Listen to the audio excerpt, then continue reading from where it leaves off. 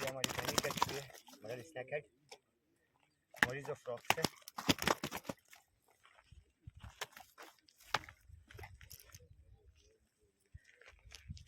मॉरिज़ो frock आई fishing की तरफ से।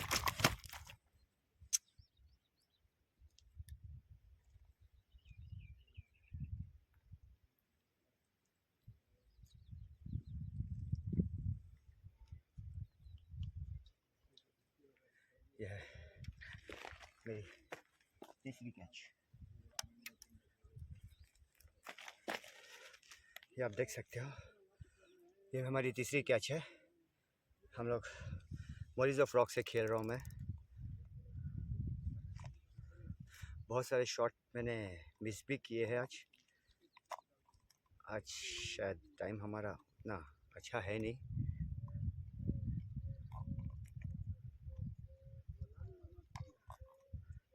तो बैक टू बैक ये दूसरी लगी है और ग्रिपर मेरा उनके पास है, वो ऑलरेडी वहाँ पे मछली निकाल रहे हैं।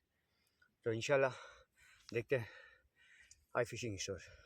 अगर आपको कोई प्रोडक्ट चाहिए या कोई भी लाइन फ्रॉग या रॉड या रील या कुछ अच्छी क्वालिटी की चाहिए तो प्लीज़ हमारे चैनल को विज़िट करें या हमारे दुकान पर आए। अल्लाह हाफिज़।